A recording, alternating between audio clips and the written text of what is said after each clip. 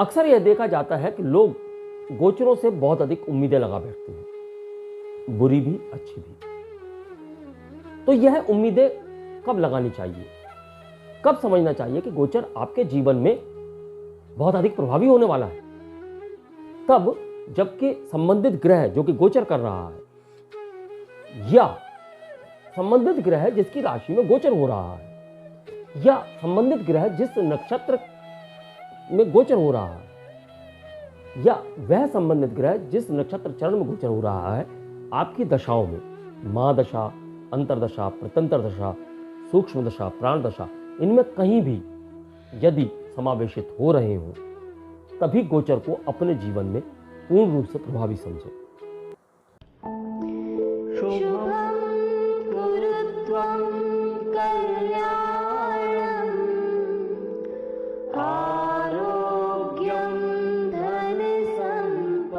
नमस्कार दोस्तों, आज के इस वीडियो में मैं राजेश कुमार पुरी, आपका ज्योतिष मित्र, आप सभी का हार्दिक अभिनंदन करता हूं। हमारे इस चैनल एस्ट्रोलॉजिकल मिरेकल पर हम लोग ज्योतिष शास्त्र से संबंधित भिन्न पहलुओं को गहराई से पढ़ रहे हैं, अध्ययन कर रहे हैं। वर्तमान में हम गोचरों पर चर्चा कर रहे हैं, यानी कि जो बड़े बड़े गोचर हुए हैं अप्रैल माह में, हम उन्हीं पर चर्चा कर रहे हैं। पूर्व में हमने राहु केतु के गोचर पर चर्चा की, फिर हमने देवगुरु बृहस्पति का गोचर जो कि 13 अप्रैल 2022 को मीन राशि के अंतर्गत हुआ है, उसके ऊपर चर्चा प्रारंभ की।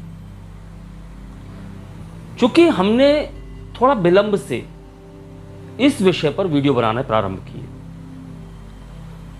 तो हुआ यूं कि जो पूर्व भाद्रपद नक्षत्र में देवगुरु बृहस्पति का गोचर था, वह हमारे वीडियो बनाते बनाते पूर्ण हो गया। तो हमने अपने प्रारूप को बदलते हुए सोचा कि अब कर्क राशि तक हमने देवगुरु बृहस्पति के पूर्ण गोचर को समझ लिया।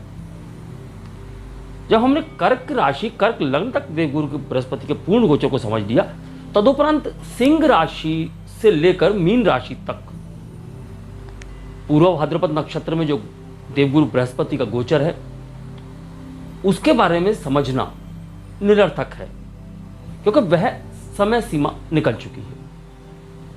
इसीलिए हमने प्रारूप बदलते हुए हमने नक्षत्रों के अंदर देवगुरु के गोचर को अलग से समझना प्रारंभ किया।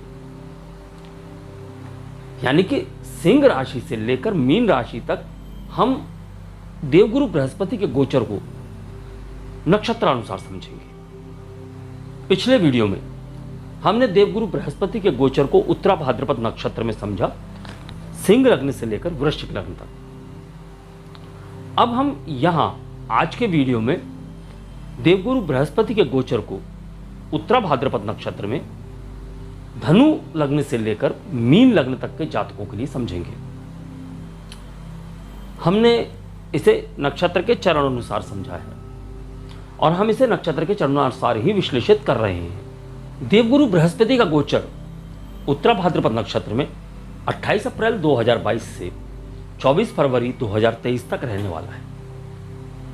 इस दौरान देवगुरु बृहस्पति 29 जुलाई को वक्री होंगे और पुनः 24 नवंबर को यह मार्गी हो जाएंगे। जो भी तिथियां हैं, अलग अलग चरणों में देवगुरु के प्रवेश की जो तिथियां हैं, वह हमने पूर्व के वीडियो में विस्तार पूर्वक बताई हैं। यहां पर हम तिथियों के बारे में अधिक चर्चा नहीं करेंगे। हम यहां सीधा सीधा प्रत्येक चरण में देवगुरु के गोचर को धनु लग्न से लेकर मीन लग्न तक के जातकों के लिए समझेंगे। हम अपने पूर्व के वीडियो का लिंक डिस्क्रिप्शन बॉक्स में भी डाल देंगे, साथ ही साथ एंड स्क्रीन में भी हम उस वीडियो को लगाएंगे। वहां से आप पूर्व के वीडियो में जा सकते हैं और वहां पर आप जो भी तिथियां हैं देवगुरु के विभिन्न चरणों में प्रवेश की, उन तिथियों को आप वहां से समझ सकते हैं। उसी वीडियो में हमने यह चर्चा भी की है कि देवगुरु के वक्री होने से क्या फल प्राप्त होने वाले हैं और देवगुरु के मार्गी होने से क्या फल प्राप्त होने वाले हैं। इस बीच में जो शनि का गोचर है वह भी कुंभ राशि में हुआ और कुंभ राशि से वह 12 जुलाई को वक्री भी होंगे और 17 जनवरी तक वह वक्री होकर मकर राशि में रहेंगे। तो उस दौरान भी देवगुरु के जो फल प्राप्त होंगे वह हम उनके वक्री और मार्गी होने से भी समझ सकते हैं। तो यहां अधिक विलंब ना करते हुए हम सीधे सीधे विषय पर आते हैं। आज हम जो चर्चा कर रहे हैं वह देवगुरु के उत्तरा भाद्रपद नक्षत्र के विभिन्न चरणों में प्रवेश की कर रहे हैं और उनका जो फलादेश है वह हम धनु लग्न से लेकर मीन लग्न तक के जातकों के लिए कर रहे हैं। इससे पूर्व के जो भी वीडियोस हैं हमारे गोचरों में, वह सभी आप आई बटन में क्लिक करके वहां जा सकते हैं और देख सकते हैं। और यदि हमारे द्वारा उपलब्ध जानकारी आपको अच्छी लगती है, उपयोगी लगती है, सटीकता के नज़दीक लगती है, गहराई को छूती हुई लगती है, तो आप सभी से मेरा अनुरोध है कि वीडियो को लाइक करें, चैनल सब्सक्राइब करें और बेल आइकन का बटन दबा दें, ताकि आने वाले जो वीडियोज़ हैं वह आपको समय से प्राप्त हो सके, उनके नोटिफिकेशन आपको समय से प्राप्त हो सके। बेल आइकन का बटन दबाने का सीधा सीधा तात्पर्य है कि आप नोटिफिकेशन ऑल ऑन कर लें, ताकि आपको हमारे वीडियोस नोटिफिकेशन के द्वारा प्राप्त हो सके। चलिए चर्चा प्रारंभ करते हैं। सबसे पहले हम बात कर रहे हैं आज धनु लग्न की। धनु लग्न या धनु राशि, देवगुरु का गोचर इस लग्न वालों के लिए चतुर्थ भाव से हुआ है। चतुर्थ भाव में मीन राशि है, चतुर्थ भाव से हुआ है। तो हम भूमि, भवन, वाहन, इन सभी सुखों को इस गोचर काल में देखेंगे। व्यक्तित्व के विकास को भी इस गोचर काल में देखेंगे। और जहां जहां दृष्टियां पड़ रही हैं उन सभी दृष्टियों से भी हम जातक के जीवन में अच्छे फलों की बात करेंगे। लेकिन हम जब नक्षत्र अनुसार बात करते हैं तो हम उत्तरा भाद्रपद नक्षत्र की बात कर रहे हैं। उत्तरा भाद्रपद नक्षत्र के स्वामी शनि हैं। शनि यहाँ द्वितीयेश हैं और तृतीयेश हैं। यहाँ हम जातक के व्यक्तित्व के विकास की बात करेंगे, सुख सुविधाओं की बात करेंगे। सुख सुविधाएं इस गोचर काल में प्राप्त होंगी, ख्याति प्राप्त होगी, धन प्राप्ति के योग भी इस गोचर काल में बनते हैं। धन आकस्मिक रूप से प्राप्त हो सकता है, साथ ही साथ स्थान परिवर्तन के योग बनते हैं। नौकरी में बदलाव के योग भी बनते हैं। नौकरी में बदलाव होगा यानी अच्छी नौकरी भी प्राप्त हो सकती है। नौकरी के बदलाव के साथ साथ हम यहाँ इस लग्न के जातकों में भागदौड़ की अधिकता देखेंगे। जब देवगुरु बृहस्पति का गोचर उत्तरा भाद्रपद नक्षत्र में चल रहा होगा, यानी कि हम 24 फरवरी 2023 तक की बात कर रहे हैं, क्योंकि देवगुरु बृहस्पति उत्तरा भाद्रपद नक्षत्र में इसी समय तक रहने वाले हैं। जब हम प्रथम चरण की बात करेंगे तो प्रथम चरण में हम सिंह नवांश की बात करते हैं। सिंह नवांश के स्वामी सूर्य हैं। और जब हम सूर्य की यहाँ बात करते हैं तो सूर्य यहाँ भाग्येश हैं। भाग्य वृद्धि की बात करेंगे, भाग्य में हम अच्छे फलों की बात करेंगे, धर्म की ओर रुझान की बात करेंगे। जो हम द्वितीय चरण की बात करेंगे तो यहाँ कन्या नवांश की बात होती है। कन्या नवांश के स्वामी बुध हैं और बुध यहाँ सप्तमेश हैं और दशमेश हैं। तो हम कार्यक्षेत्र में सफलता देखेंगे। जीवन साथी से प्रेम बढ़ेगा। यदि कोई समस्याएं जीवन साथी को लेकर या जीवन साथी से कोई समस्याएं चल रही हैं तो उनका निराकरण यहाँ इस गोचर काल में होगा। जब हम तृतीय चरण की बात करेंगे तो तृतीय चरण में हमें तुला नवांश प्राप्त होता है। और तुला नवांश का स्वामी शुक्र यहाँ पर षष्ठेश है और लाभेश है। तो हम रोगों के बढ़ने की संभावनाएं देख सकते हैं, यानी इस गोचर काल में रोग बढ़ सकते हैं, लेकिन लाभ की स्थिति भी साथ ही साथ बढ़ेगी। आय बढ़ेगी, अधिक लाभ प्राप्त होगा, लाभ के नए स्रोत बन सकते हैं। इच्छाओं की पूर्ति की बात भी हम इस गोचर काल में करेंगे। फिर हम चतुर्थ चरण की बात करते हैं तो चतुर्थ चरण में वृश्चिक नवांश प्राप्त होता है और मंगल की ऊर्जा प्राप्त होती है। मंगल यहाँ पर पंचमेश होने के साथ साथ व्ययेश है। तो हम यहाँ अधिक व्यय की बात करेंगे, लेकिन संतान से सुख की बात करेंगे, संतान सुख की बात करेंगे, संतान को सुख की बात करेंगे, संतान की उन्नति की बात करेंगे। वह सभी कुछ इस गोचर काल में जातकों को प्राप्त हो सकता है। हम यहाँ धनु लग्न के जातकों की बात कर रहे हैं। अब धनु लग्न वालों के लिए यहाँ पर राहत की बात भी है और थोड़ी सी परेशानियों की बात भी हो। राहत यह है कि 29 अप्रैल के बाद में शनि चूंकि कुंभ राशि में गोचर कर चुके होंगे। जब कुंभ राशि में गोचर कर जाएंगे तो उनकी 7.5 समाप्त हो जाती है, लेकिन यह 7.5 पुनः 12 जुलाई को उनके लिए आने वाली है। लेकिन उस 7.5 में और इस 7.5 में थोड़ा सा अंतर होगा। यह 7.5 थोड़ी सौम्य होगी, कम कष्ट देने वाली होगी, मानसिक पीड़ाएं कम होंगी। गुरु का गोचर जो हो रहा है वह इन मानसिक पीड़ाओं को भी कम करेगा, क्योंकि गुरु का गोचर स्वयं की राशि में, मीन राशि में हो रहा है। तो धनु राशि की हम बढ़ोतरी देख सकते हैं, धनु राशि के लिए सुख की बात देख सकते हैं। फिर हम बात करते हैं मकर लग्न या मकर राशि वालों की। मकर लग्न या मकर राशि वालों के लिए यह गोचर उनके तीसरे भाव से हो रहा है, यानी कि मीन राशि तीसरे भाव में स्थित है। यहां जब वह उत्तरा भाद्रपद नक्षत्र से गोचर कर रहा है तो उत्तरा भाद्रपद नक्षत्र का स्वामी शनि स्वयं लग्नेश और धनेश है।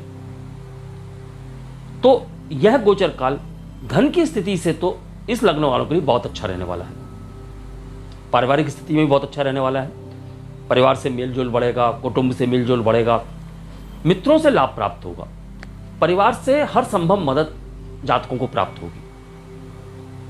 यहां हम जब सारी स्थितियों को देखेंगे तो व्यय की अधिकता भी देखेंगे। यहां इस लग्न वालों के लिए हम व्यय की अधिकता भी देखेंगे, क्योंकि धनु राशि जो गुरु की दूसरी राशि है वह व्यय भाव में है। कोर्ट कचहरी में धन व्यय होगा, लेकिन कोर्ट कचहरी के अधिकतर मामलों में जातकों को विजय प्राप्त होने वाली है। हां, थोड़ा सा इच्छा विरुद्ध स्थान परिवर्तन के योग भी इस गोचर काल में बन सकते हैं। फिर हम बात करेंगे प्रथम चरण की। अगर प्रथम चरण की बात करेंगे तो यहां हम सिंह नवांश की बात करेंगे। सिंह नवांश से हम सूर्य की बात करेंगे तो सिंह राशि का स्वामी सूर्य यहां अष्टमेश है। तो हम यहां मानसिक पीड़ाओं की बात करेंगे, तनाव की बात करेंगे, चिंताओं की बात करेंगे, यह सब बढ़ने वाले हैं। जब प्रथम चरण में गोचर होगा तो चिंता, तनाव, मानसिक पीड़ाएं यह सब बढ़ जाएंगी। जब हम द्वितीय चरण की बात करेंगे तो द्वितीय चरण में कन्या नवांश है, यानी कि देवगुरु बृहस्पति का गोचर कन्या नवांश से होने वाला है। तो हम यहाँ बुध की बात करेंगे, और जब हम बुध की स्थिति को इस लग्न वालों के लिए देखेंगे तो वह यहाँ षष्ठेश है, साथ ही साथ भाग्येश है। तो हम भाग्य की वृद्धि की बात करेंगे, भाग्य का साथ की बात करेंगे, धर्म की ओर रुझान की बात करेंगे। यानी इस गोचर काल में यह सब होने वाला है, लेकिन साथ ही साथ इस गोचर काल में रोग बढ़ने की संभावनाएं भी बन जाती हैं। फिर हम बात करेंगे तृतीय चरण की। तृतीय चरण में देवगुरु बृहस्पति का गोचर तुला नवांश से होने वाला है, और तुला नवांश का स्वामी शुक्र है। और शुक्र यहाँ इस लग्न वालों के लिए पंचमेश है और कर्मेश है। तो हम यहाँ ज्ञान के सुख की बात करेंगे, संतान के सुख की बात करेंगे, संतान उत्पत्ति की बात करेंगे, संतान की उन्नति की बात करेंगे, संतान को सुख की बात करेंगे, संतान से सुख की बात करेंगे, ज्ञान के सुख की बात करेंगे, प्रेम में सफलताओं की बात करेंगे। यह सब इस गोचर काल में करेंगे। साथ ही साथ हम कार्य क्षेत्र में बदलाव की बात भी इस गोचर काल में देख सकते हैं, या यूं कह सकते हैं कि नए कार्य इस गोचर काल में प्रारंभ होंगे। फिर हम बात करेंगे चतुर्थ चरण की। चतुर्थ चरण में वृश्चिक नवांश प्राप्त होता है। वृश्चिक नवांश का स्वामी मंगल। यहाँ इस लग्न में मंगल जो है वह चतुर्थेश है, साथ ही साथ लाभेश है। लाभ के नए नए स्रोत बनेंगे, भूमि, भवन, वाहन का सुख प्राप्त होगा, आय बढ़ेगी, धन लाभ के पूर्ण योग इस गोचर काल में होंगे। इसके बाद हम बात करते हैं कुंभ लग्न या कुंभ राशि वालों की। कुंभ लग्न या कुंभ राशि के लिए यह गोचर द्वितीय भाव से होने वाला है, यानी कि धन भाव से हो रहा है, और देवगुरु बृहस्पति की जो दूसरी राशि है वह लाभ भाव में होने वाली है। लाभ की बात करेंगे, धन की बात करेंगे, धन संचय की बात करेंगे। और जब उत्तरा भाद्रपद नक्षत्र के अंतर्गत गोचर की बात करेंगे तो उत्तरा भाद्रपद नक्षत्र का स्वामी शनि यहां पर व्ययेश है और लग्नेश है। तो हम अधिक व्यय की बात करेंगे, अधिक लाभ की बात करेंगे, धन लाभ होगा, साथ ही साथ व्यय भी होगा, व्यक्तित्व में विकास होगा, व्यक्तित्व की उन्नति होगी, नेम फेम यह सब जातक को प्राप्त होने वाला है। इस गोचर काल में कार्यक्षेत्र में बदलाव की स्थिति बनती है, मनचाहा बदलाव होगा। हाँ, स्वास्थ्य में पीड़ाएं बढ़ सकती हैं। स्वास्थ्य में पीड़ाएं बढ़ने के साथ साथ स्वास्थ्य प्राप्त करने के लिए धन का अधिक व्यय होगा। जब हम नक्षत्र के चरण की बात करते हैं तो प्रथम चरण में सिंह नवांश, सूर्य की ऊर्जा। सूर्य यहाँ पर कुंभ लग्न वालों के लिए सप्तमेश है, तो हम जीवन साथी से मतभेद की बात यहाँ इस नक्षत्र चरण के गोचर काल में समझेंगे। फिर हम बात करेंगे द्वितीय चरण। द्वितीय चरण में कन्या नवांश प्राप्त होता है। कन्या नवांश का स्वामी बुध यहाँ पर पंचमेश और अष्टमेश है। तो हम ज्ञान के सुख की बात करेंगे, संतान से सुख की बात करेंगे, लेकिन साथ ही साथ हम स्वास्थ्य में हानि की बात करेंगे। स्वास्थ्य में हानि इस गोचर काल में हो सकती है, स्वास्थ्य में पीड़ाएं बढ़ सकती हैं, रोग बढ़ने की संभावनाएं इस गोचर काल में बनती हैं। चिंता और तनाव इस गोचर काल में अधिक हो जाएंगी। लेकिन यदि शनि की स्थिति अच्छी बनती है आपकी कुंडली में, तो आपको आरोग्यता प्राप्त होने के पूर्ण योग बनते हैं। क्योंकि हम हमेशा से कहते हैं कि गोचरों को यदि समझना है तो आप अपनी कुंडली में संबंधित ग्रह की स्थिति को भी समझिए। यदि संबंधित ग्रह अच्छी स्थिति में है और गोचर बुरा फल दे, ऐसा हो ही नहीं सकता। इसलिए अपने संबंधित ग्रहों की स्थिति को, दशाओं को, इन सबको भी आपको समझना है। फिर हम बात करते हैं तृतीय चरण की। तृतीय चरण में तुलानावांश, तुलानावांश से शुक्र की ऊर्जा। शुक्र यहाँ चतुर्थेश है और नवमेश है, यानी कि भाग्येश है। तो हम यहाँ भूमि, भवन, वाहन, इन सुखों की बढ़ोतरी देखेंगे। भाग्य का साथ प्राप्त होगा, ऐसा भी देखेंगे। और भाग्य का साथ प्राप्त होने के साथ साथ जातक का रुझान धार्मिकता की ओर बढ़ेगा। और जब हम चतुर्थ चरण की बात करेंगे, जहाँ वृश्चिक नवांश है, तो वृश्चिक नवांश से हम मंगल की बात करते हैं। तो इस लग्न वालों के लिए मंगल तृतीयेश और दशमेश है। पराक्रम बढ़ेगा, बल बढ़ेगा, कार्यक्षेत्र में सफलता प्राप्त होगी, कार्यक्षेत्र में बढ़ोतरी होगी, कार्यक्षेत्र में विस्तार होगा। यात्राएं होंगी जो कि लाभदायक होंगी, कार्य संबंधित यात्राएं हो सकती हैं। अंततः हम बात करेंगे मीन लग्न और मीन राशि वालों के लिए इस गोचर की। मीन लग्न और मीन राशि वालों के लिए यह गोचर प्रथम भाव में ही होने वाला है, यानी कि लग्न से ही यह गोचर कर रहा है। तो यहां हम जब गुरु की दूसरी राशि को देखेंगे, तो गुरु की दूसरी राशि दशम भाव में है। तो हम यहाँ इस गोचर काल में कार्यक्षेत्र में सफलता देखेंगे, व्यक्तित्व में विकास देखेंगे, ख्याति प्राप्त होगी, जातक की चहुओं और ख्याति फैलेगी। और जब हम उत्तरा भाद्रपद नक्षत्र की बात करते हैं, तो उत्तरा भाद्रपद नक्षत्र का स्वामी शनि है। शनि यहाँ पर लाभेश है और साथ ही साथ व्ययेश है। हम व्यय की अधिकता देखेंगे, साथ ही साथ लाभ की भी अधिकता देखेंगे। लाभ भी अधिक होगा और व्यय भी अधिक होगा। हाँ, लाभ थोड़ा विलंब से हो सकता है, व्यय भी विलंब से होगा, कुछ बातों में विलंब देखेंगे। साथ ही साथ हम यहाँ जातकों के विदेश यात्रा के योग भी बनते देख रहे हैं।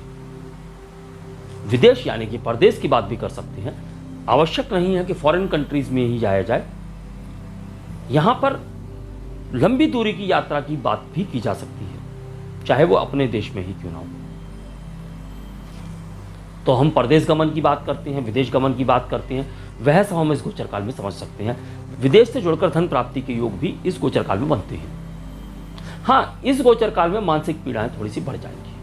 जब हम प्रथम चरण की बात करते हैं, तो प्रथम चरण में यहाँ हम सिंह राशि के नवांश को देखते हैं और सिंह का स्वामी सूर्य यहाँ पर षष्ठेश है। हम रोग बढ़ने की बात इस नक्षत्र चरण के गोचर काल में देखेंगे। रोग बढ़ेंगे, रोगों में व्यय भी बढ़ेगा। ब्लड प्रेशर, पित्त से संबंधित रोग, इस प्रकार के रोग जातक को हो सकते हैं।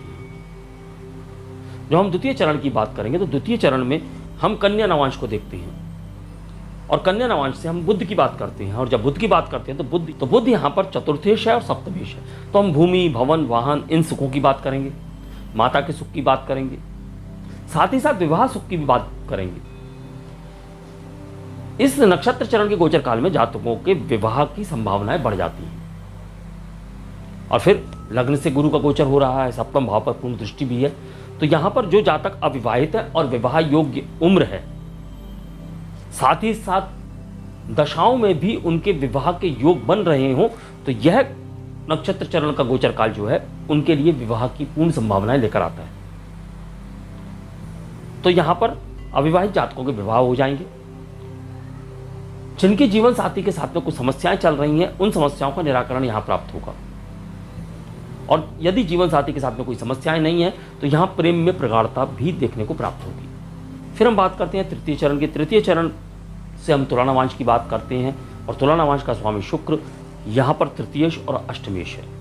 इस नक्षत्र चरण के गोचर काल में यात्राएं बढ़ेंगी, व्यर्थ की यात्राएं बढ़ सकती हैं, मानसिक पीड़ाएं बढ़ेंगी, बड़े रोग हो सकते हैं, ऐसे रोग जो कि भोग की वजह से होते हैं। तो इस प्रकार के रोग इस नक्षत्र चरण के गोचर काल में जातकों को घेर सकते हैं। फिर हम बात करते हैं चतुर्थ चरण की। चतुर्थ चरण में हमें वृश्चिक नवांश प्राप्त होता है। वृश्चिक नवांश के स्वामी मंगल की जब बात करते हैं, तो मंगल यहाँ पर धनेश है, साथ ही साथ भाग्येश है, तो हम धन लाभ की स्थिति देखते हैं। इस नक्षत्र चरण के गोचर काल में जातकों को धन लाभ होगा, धन संचय की स्थिति अच्छी बनेगी, भाग्य साथ देगा, धार्मिकता की ओर रुझान भी जातकों का बढ़ेगा। और चूंकि भाग्य और धन दोनों जब एक साथ जुड़ जाते हैं और दोनों का स्वामी एक ही है, तो यहां हम धन की अधिकता की बात कर सकते हैं। यानी कि इस नक्षत्र चरण के गोचर काल में जातकों को अत्यधिक धन प्राप्त होने के योग बनते हैं। चारों तरफ से हर कार्य से जातकों के धन की जो आगमन की स्थिति है वह बढ़ जाएगी। यह गोचर काल जो उत्तरा भाद्रपद नक्षत्र में देवगुरु बृहस्पति का है, यह 24 फरवरी तक चलने वाला है। 24 फरवरी को देवगुरु बृहस्पति का गोचर रेवती नक्षत्र में होगा। तो उस गोचर से पूर्व जब देवगुरु बृहस्पति का गोचर रेवती नक्षत्र में होगा, हम पुनः आपके समक्ष मेष राशि से लेकर मीन राशि तक का फलादेश प्रस्तुत करेंगे कि मेष से लेकर मीन तक के जातकों के लिए देवगुरु बृहस्पति का गोचर रेवती नक्षत्र में किस प्रकार का होने वाला है। यहां तक जो हमने आपके समक्ष फलादेश रखा है, जानकारी रखी है, यदि आपको लगता है कि कहीं ना कहीं गहराई को छूती हुई है, सटीकता के नज़दीक है, उपयोगी है, तो आप सभी से मेरा अनुरोध है कि वीडियो को लाइक करें, चैनल सब्सक्राइब करें और बेल आइकन का बटन अवश्य दबा दें, ताकि आने वाले जो वीडियोस हैं वह आपको समय से प्राप्त हो सके। अगले वीडियो में हम शनिदेव के नक्षत्र गोचर को समझेंगे और मेष राशि से लेकर कर्क राशि तक के जातकों के लिए समझेंगे, जो कि 29 अप्रैल 2022 को धनिष्ठा नक्षत्र के ही तृतीय चरण में शनिदेव का प्रवेश हुआ है। और यहां शनिदेव का जो गोचर है वह मेष से लेकर मीन तक के जातकों के लिए किस प्रकार का रहने वाला है, हम इसको शीघ्र आप लोगों के समक्ष प्रस्तुत करेंगे। तो अगले वीडियो तक के लिए मैं अपनी वाणी को विराम देने की आज्ञा चाहूंगा। नमस्कार, धन्यवाद।